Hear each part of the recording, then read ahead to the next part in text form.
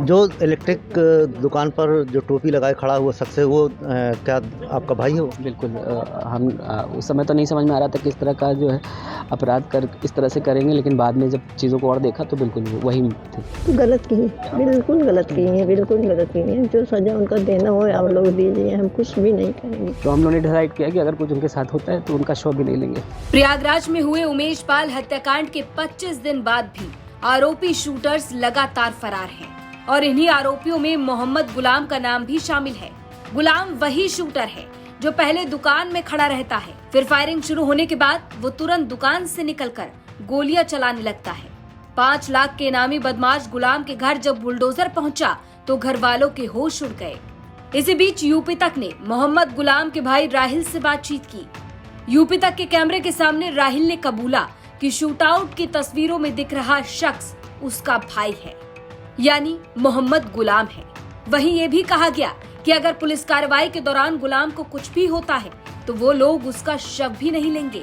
तो आप बीजेपी में रहे हैं तो क्या लगता है कि इस तरह की कार्रवाई उचित है? बिल्कुल उचित है। मैं तो हमेशा समर्थक रहा हूँ और बिल्कुल बहुत उचित कार्रवाई है। अपराधियों के खिलाफ सख्त से सख्त, कठोर से कठोर कार्रवाई होनी चाहिए।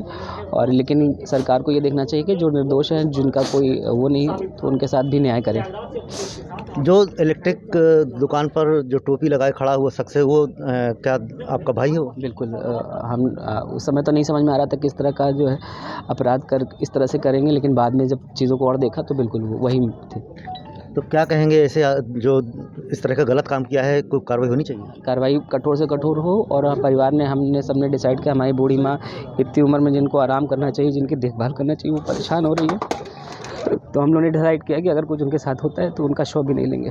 वही आरोपी गुलाम की मां का रो रो कर बुरा हाल है और कहा कि गुलाम ने बहुत गलत किया है।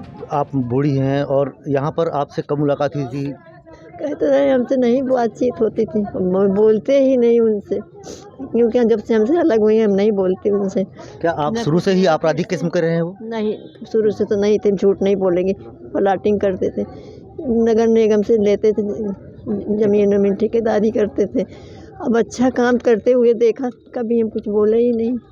किसी को अपना सिधाई आज दिखावा तो आज सिधाई का नतीजा ये देख रहे हैं।